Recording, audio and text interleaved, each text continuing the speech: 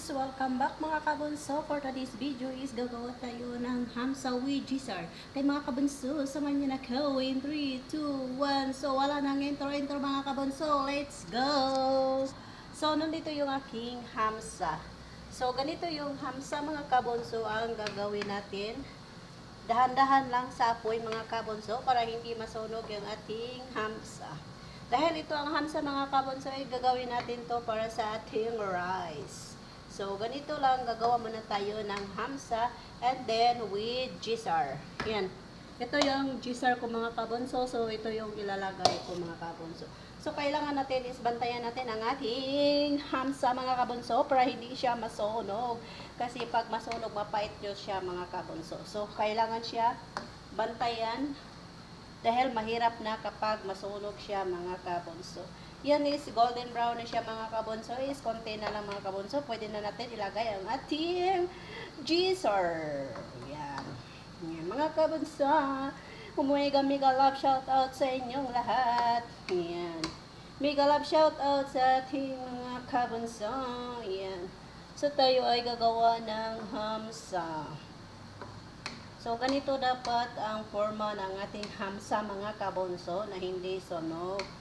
So, ganito dapat. And then, ito mga kabonso is may nilagay ako na oil. Hindi ko alam kung anong klaseng oil yun. Ang sinasabi ni Mudra na ilagay sa rice. So, ito yung mga kabonso. And then, di ba maganda na siya tingnan mga kabonso is golden brown. So, kapag ganito na ang forma mga kabonso is pwede na natin ilagay ang ating gisar. Yan. Yan, ang ating gisar. Ganito dapat magluto tayo ng rice mga kabonso. Maraming basal. And then yan, pwede na natin nilagay ang ating gisar. Yan.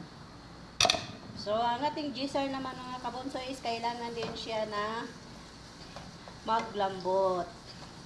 Ano ba? Kailangan siya pakuyos-kuyos na mga kabonso. Yung maganda na siya tingnan. Para masarap ang labas niya mga kabonso. Yan. So, bago tayo mag-proceed dito mga kabonso is ito yung chicken ko mga kabonso. Ito yung chicken ko mga kabonso na ilalagay ko. So, kailangan natin bantayan ang ating gisar with basal. Kailangan natin bantayan ang ating hamsa mga kabonso para hindi siya masunog.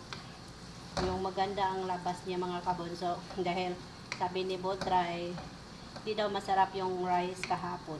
Eh paano, hindi naman pwede araw-arawin ko na lutuan sila ng masarap mga kabonso.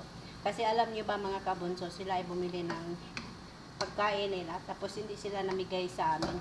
So ang ginawa din ng kadama para makaganti lang man, hindi nilutuan ng maayos. Kaya yan tuloy kahapon nagrereklamo. Kahit anong sasabihin niya, na hindi ko daw inayos yung pagluluto ko. Pero nauubos yung niluto ko kapon. Yung kanin na binigay ko sa kanila is nauubos din nilang mag-asawa. Sila lang dalawang mag-asawa kumakain. Tapos marami pa yung nilagay ko na rice pero nauubos naman nila. Pero yung aking inay is nagre-reklamo pa siya dahil hindi daw masarap.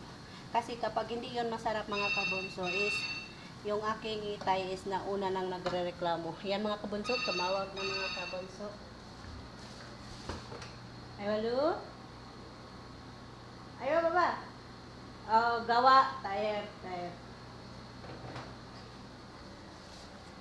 Yan, mga kabonso. Tumatawag na dahil naghingi na ng gawa mga kabonso. Yan. So, ang ating gisar with basal.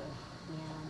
So, yan mga kabonso, bago tayo mag-proceed, so kailangan muna natin dito siyang iiwan sandali dahil ako ay maghati muna ng gawa dahil nandito na pala yung aking itay na galing sa hospital, nag-dialysis yun siya mga kabonso. So, kailangan muna natin hatiran ng pagkain na gawa. Yan. Dito mga kabonso,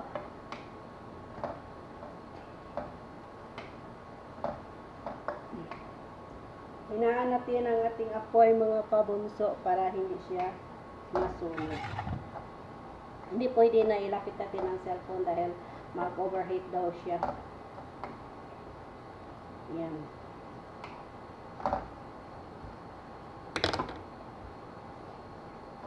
Hamsa with Gisar. Yan. Yan. So mga kabunso is mag-ready muna ako sa aking gawaing basal. Ay ano, maggawa muna ako ng kuha muna ako ng tamar mga kabunso. Hinaan ko lang yung apoy niya para hindi siya masunog. Yan. Hinaan natin siya mga kabunso.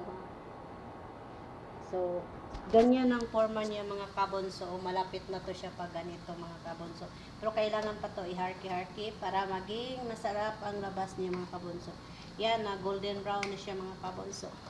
So, ganito yan siya ang forma kapag masarap ang pagluto. Ito. Ganito mga kabunso, pag magluto kayo, ganito ang forma para ma-addict yung mga amon nyo. Para ma-addict yung mga amon nyo palagi yan nag-uutos sa'yo. Na yan, dapat ang lulutuin mo. Yan mga kabunso. Magkuha muna ako ng tamar.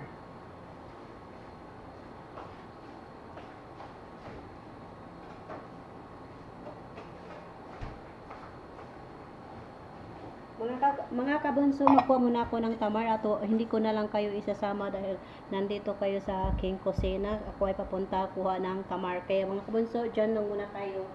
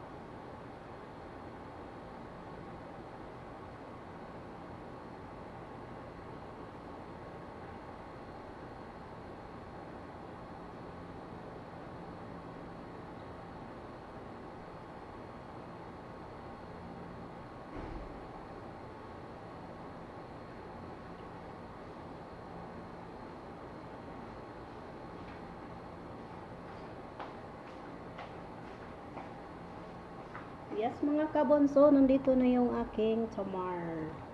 Yan. So ito yung aking tamar na dadalhin mga kabonso sa taas. And then yung rice natin, silip-silipin natin. Yan, ito mga kabonso is okay na ito. Pwede na natin ilagay yung ating chicken. Yan. So ito yung ating chicken is nakababad na siya mga kabonso. So kailangan na natin siya ilagay. Yan. Kailangan na siya ilagay mga kabunso, and then iwan natin yan siya dahil tayo ay magdala ng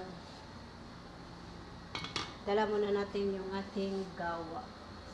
So ito yung gawa natin, and then kunin natin ang ating water dito sa taladya. Yeah. So ito yung aking dadalhin mga kabunso. Yes mga kabunso, tatapusin ko ng video na ito dahil ako ay papunta sa taas at aakyat ako dahil maghatid ako ng gawa.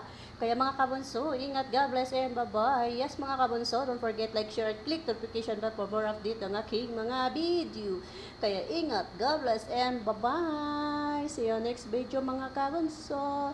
Yes, mega love shout out sa buong team. Mega love shout out sa Team Karel and ka Team Kaoman. And bye-bye, good night, and good luck.